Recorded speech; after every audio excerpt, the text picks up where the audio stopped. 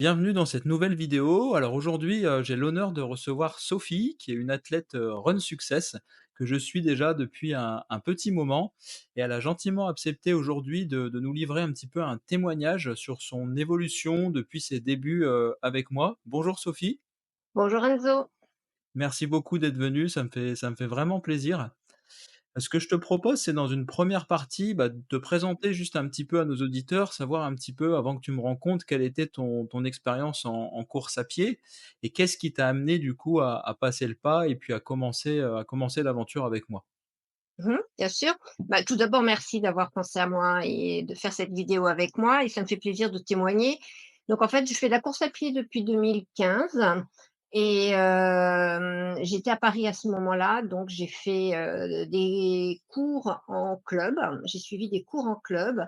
En fait, je me suis mise à la course à pied parce que j'ai gagné un dossard et je me suis dit: «Allez hop, un dossard pour le marathon de Paris» et je me suis dit: «Allez hop, on tente». Sinon, j'avais jamais couru avant. Donc j'ai fait du D'accord, vélo, mais j'avais jamais couru et donc j'ai suivi des entraînements en club et ça se passait très bien. Donc j'ai fait le semi, j'ai fait le marathon et puis, comme tout le monde, hein, quand on en commence un, bien souvent, on a envie de continuer et j'avais donc une coach de ce club qui me faisait des entraînements qui étaient plutôt costauds, mais j'arrivais vraiment à évoluer et j'ai d'ailleurs mon meilleur chrono d'ailleurs en marathon était de 3h36, hein, alors que j'avais commencé à 4h20. Donc voilà, en l'espace de 3 ans, je crois 3-4 ans, c'était pas mal et puis est arrivé bien sûr ce qui a, impacté énormément de gens, la pandémie. oui. Pratiquement, 2 saisons, sans courir, surtout à Paris, là où j'étais, je pouvais vraiment rien faire. J'ai fait du vélo d'appartement et je me suis blessée. J'ai déjà des faiblesses à la base au genou et là, c'était un énorme kyste poplité, donc impossible de courir. Heu, Après quand j'ai réussi à me remettre à courir, déjà c'était très dur, ça me faisait mal, donc j'ai vraiment perdu l'envie Oui. et je me suis dit: «Bon allez, je me relance, je reprends mes anciens programmes» et là, ça n'allait pas du tout. Donc je me suis dit: «Bon, il faut vraiment que je trouve quelque chose de plus adapté» et puis, j'ai vu ton post sur Instagram et j'ai vu que tu proposais un entretien, qui n'engageait en rien et moi, je voulais vraiment voir, justement quel allait être ton avis, tes propositions, et puis, donc je me suis lancée et j'ai eu un bon feeling et j'ai beaucoup aimé ton approche. En fait, tu écoutes vraiment la personne et tu reprends tout à zéro et du coup, je me suis dit, «Oh là là, mais courir pratiquement tous les jours et puis aussi lentement» et en fait, ça m'a vraiment, vraiment donné la pêche et ça m'a vraiment redonné envie, de courir avec plaisir et alors, bon, maintenant, j'ai plus vraiment de très bons chronos, mais c'est vrai que bon, je m'en cache pas, hein, à 55 ans, on peut plus avoir les chronos qu'on avait il y a 5 ans, mais au moins j'ai le plaisir Oui. et surtout, tu m'as permis, de faire la plus belle chose que je voulais faire, c'était l'ultramarin, donc les 56 kilomètres et ça, j'aurais jamais pensé pouvoir le faire et grâce à notre entraînement, j'ai réussi à le faire. En tout cas, merci beaucoup pour ton témoignage. C'est vrai que, oui, dans la méthode Run Success, hein, j'essaie vraiment de me différencier à ce niveau-là. C'est sur l'adaptation du plan d'entraînement au quotidien.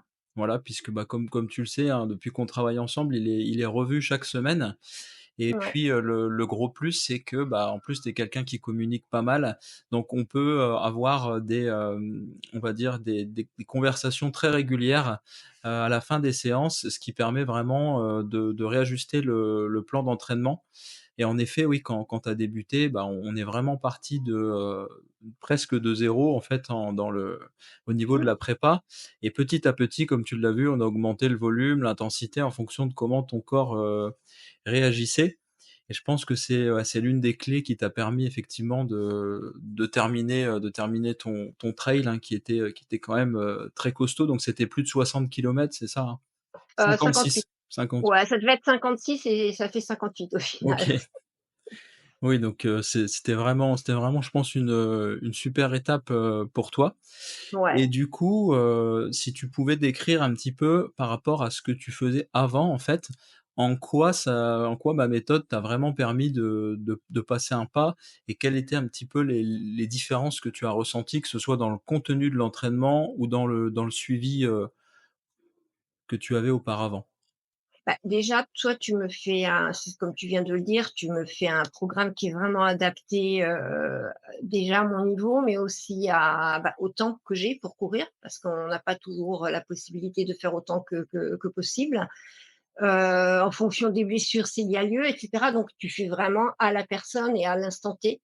Alors qu'auparavant, voilà, je recevais des programmes sur 2 semaines. Et il fallait vraiment les suivre et puis quelque part, c'était une sacrée pression parce que tu te dis: «Oh là là, même si je me sens pas bien ou aujourd'hui, il neige, bah non, faut vraiment que je le fasse». Enfin, voilà, il y avait pas de flexibilité, et non seulement pas de flexibilité, puis en plus cette, impossibilité de communiquer, de dire: «Bon, bah, voilà, j'ai pas pu faire ma séance d'hier ou je l'ai pas fait complètement parce que ça n'allait pas bien, qu'est-ce qui va se passer?»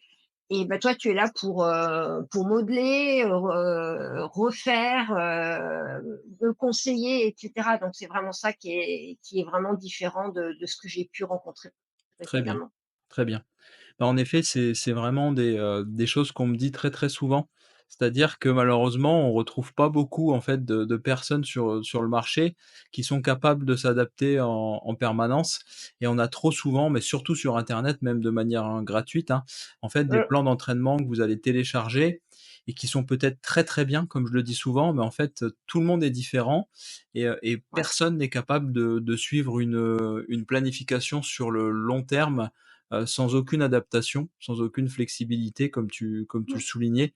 Donc ouais, je pense que c'est vraiment là-dessus qu'il faut insister. En tout cas, si vous voulez progresser, c'est vraiment de d'avoir une grosse communication avec la personne qui vous encadre et d'être capable en fonction du rythme de vie, d'adapter l'entraînement. Bah, ce qui est le cas pour mmh, toi, Sophie, qui vient en plus ouais. de changer d'emploi. Maintenant, c'est plus Mmh, difficile aussi qu'auparavant mais ce qui ouais. t'empêche pas de t'entraîner et puis d'adapter. Là, on est sur une période un peu plus légère avant Mmh, de reprendre, les intensités et typiquement, voilà, si on n'avait pas communiqué, bah, ça aurait été très compliqué. Je t'aurais peut-être mis des séances trop difficiles au vu du rythme de vie que tu as.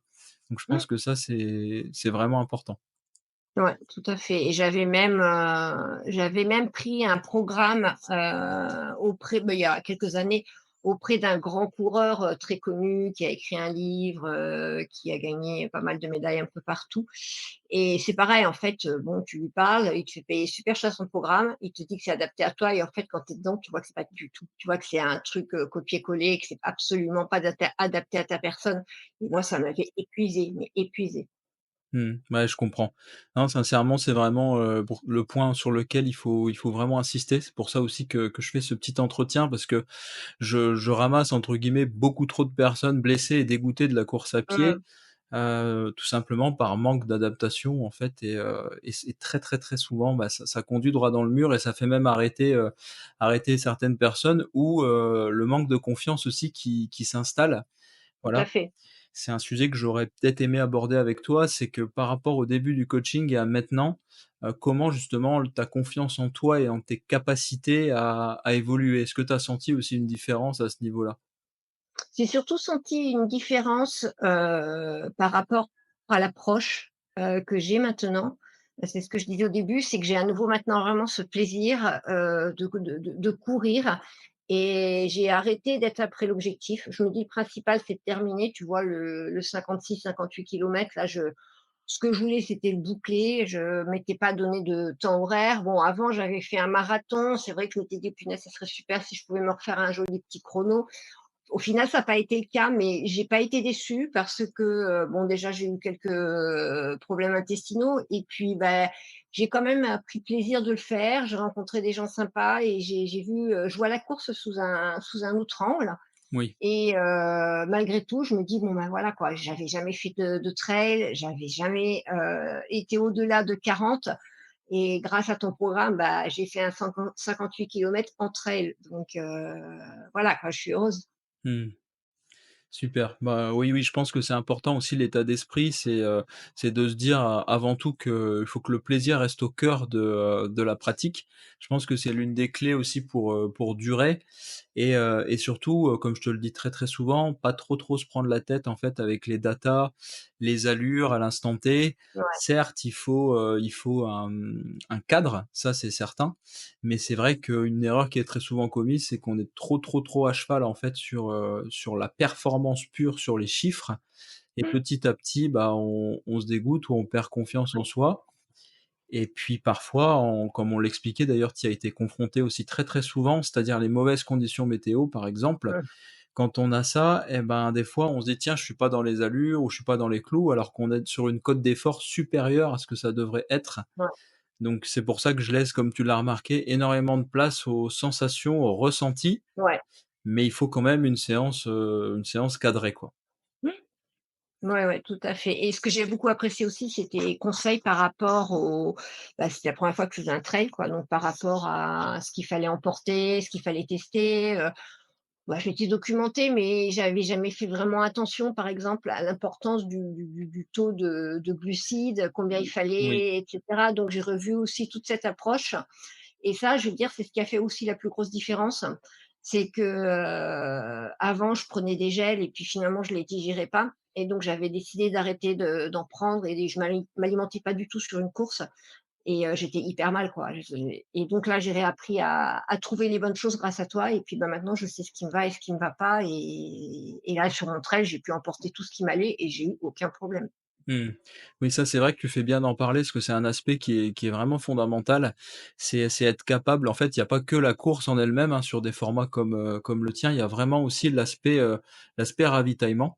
Et c'est vrai que, bah, je propose, hein, comme tu le sais, bah, des appels, régulièrement, des conversations pour vraiment permettre aux personnes, de savoir exactement sur quel pied danser avant la ligne d'arrivée. Donc que Ouais. ce soit sur la gestion des ravitaillements, sur le matériel et ça je pense que c'est ouais, comme on l'a dit, c'est 50 du résultat. Mmh. Et c'est vrai qu'on peut être très entraîné, avoir un bon niveau et puis échouer sur ce genre de course parce que, bah, on est en manque tout simplement Ouais. de glucides ou, ça paraît bête mais c'est vrai que souvent ça peut choquer le nombre de glucides à l'heure qu'il faut et mais c'est vrai on perd beaucoup d'énergie pendant ce genre d'effort et le plus compliqué, c'est surtout ce que tu as réussi à faire et chapeau parce que c'est pas évident, c'est à trouver vraiment les produits qui nous conviennent Mmh. et ça, Dieu sait que c'est difficile, Ouais, ouais. de trouver. Mmh. Tout à fait. Et du coup, est-ce que tu peux nous représenter un petit peu, ça pourrait peut-être aider certains auditeurs qui ont des petits soucis aussi digestifs, quelle a été un petit peu ta stratégie du coup, sur place? Tu veux dire pendant la course? Voilà, au niveau des ravitaillements et puis Ouais, quel produit t'a convenu, ouais. Alors, bah, déjà, je les gels, déjà j'aimais pas à la base, mais là je pouvais Oui, vraiment plus les digérer, donc je me suis rapprochée de quelque chose de beaucoup plus naturel oui. et j'ai pris tout simplement des compotes, hein, dans petites pochettes, un peu comme ce que font les enfants, hein, ou pour leur goûter, là mais sauf que là, c'est vraiment pour la course à pied. Donc ça, c'est ce que j'ai pris. Alors j'en ai pris pas mal et j'ai pris aussi quelque chose qui passe bien pour moi, mais c'est pareil, hein, chacun doit essayer et ça je l'avais Bien essayé, moi sûr. ça me convenait. C'est tout ce qui est, pâte de fruits, nougat ou barre d'amandes aussi, pâte d'amande. Ça passe bien. Voilà, donc ça c'est vraiment ce que j'ai pris et j'ai décidé en dehors de l'eau, j'avais bien sûr ma poche à eau et puis mes bouteilles et heureusement parce qu'il a fait chaud. Mais au niveau des ravitaillements, j'ai rien mangé parce que je voulais vraiment rester dans quelque chose que je connaissais, que j'appréciais. Je sais que, par exemple, je digère pas l'orange non plus, donc j'allais pas manger Mmh. des morceaux d'orange. Je suis vraiment restée sur quelque chose que je connaissais et là, je pense que j'ai vraiment trouvé ce qui me va. Alors c'est vrai, c'est plus lourd de transporter une petite gourde de fruits qu'un gel, mais voilà, au fur et à mesure, on se décharge et Et le oui, résultat est là. puis on est gagnant puisqu'on n'a pas de troubles, digestifs quoi. Donc Voilà, oui. Mmh. exactement. Donc s'il y a bien quelque chose à retenir de cet échange, c'est vraiment tester votre nutrition, c'est super important et laisser place à la communication. Voilà, je parle vraiment, pour toutes les personnes qui sont accompagnées ou non d'ailleurs. Je pense que vous devriez tous vraiment, comme Sophie l'a fait aussi, prendre des connaissances et puis être capable de communiquer en permanence pour pas commettre les erreurs. C'est vrai que c'est dommage de s'inscrire, de se préparer plusieurs mois et puis d'avoir un échec juste à cause d'un petit paramètre, comme la nutrition, quoi. Ouais et ça peut être rapide en plus. Oui, oui, oui. Bah, je te remercie beaucoup. Est-ce que tu vois d'autres points à ajouter que tu aimerais, un petit message que tu aimerais passer à nos auditeurs, concernant un petit peu, bah, voilà le mon approche, le coaching en général? Bah, je dirais, faites un essai. Déjà, un premier entretien puisque je pense que tu continues toujours à faire, Oui, tout à fait. une première session, gratuite, donc je pense que ça vaut vraiment la peine de discuter avec toi parce que tu vas savoir trouver en fonction de la personne, ce dont on a besoin. J'ai vu aussi les podcasts ou les enregistrements que tu as fait avec, d'autres, coureurs et je vois que l'orientation est complètement différente et ça, c'est super. C'est que voilà, tes élèves ou adhérents, je ne sais pas comment tu veux les appeler, sont d'horizons complètement différents, font des temps et des courses différentes et tu t'adaptes à eux. Donc, je pense que ça vaut vraiment la peine. Et puis, il y a ce côté humain aussi que, toi, le fait d'avoir des échanges avec toi très régulièrement, bah, c'est super. Vraiment, c'est quelque chose qu'on n'a pas ailleurs et c'est vraiment super. Super, bah, je te remercie beaucoup et puis, bah, n'hésitez vraiment pas, hein, comme Sophie l'explique, en fait, je propose un appel bilan qui est totalement gratuit, j'en fais tout à fait régulièrement. Il y a aucun engagement derrière, le but, c'est de vous donner un maximum de conseils et que vous sortez de là avec, bah, le plus d'armes possible et si vous souhaitez aller plus loin, et bah, ce sera un grand, grand plaisir de vous accompagner et effectivement m'adapter, hein, que ce soit, je prends un exemple, du 5 kilomètres route à l'ultra trail, bah, je suis en capacité un petit peu de m'adapter à votre profil et surtout à vos antécédents aussi en termes de blessures et surtout un point aussi important, c'est, les points forts et les points faibles de chacun. C'est-à-dire que les orientations d'entraînement vont être, complètement différents. En fait, pour être transparent avec vous, j'ai actuellement 13 athlètes. Eh ben, il y a 13 plans d'entraînement totalement différents, excepté effectivement l'endurance fondamentale. Ça Mmh. reste des séances, mais ensuite sur l'orientation des différentes qualités, travaillées, ça va vraiment être différent en fonction de votre profil. Donc Mmh. voilà, pour conclure, bah, n'hésitez pas, vous êtes les bienvenus. Vous avez tous les liens de toute façon en description de la vidéo YouTube et si vous voyez cette vidéo sur Instagram, vous trouverez tous les liens également dans ma biographie, donc les liens du podcast et les liens pour réserver votre appel. Bah, je te remercie vraiment, Sophie de ton temps et ça m'a fait vraiment Avec plaisir plaisir, d'échanger avec avec toi. Et puis, bah, de toute façon, on continue à rester en contact et tout à fait, je te souhaite tout à vraiment le fait. meilleur pour la suite et un grand, grand, grand merci à toi. Merci et puis passe un bon week-end.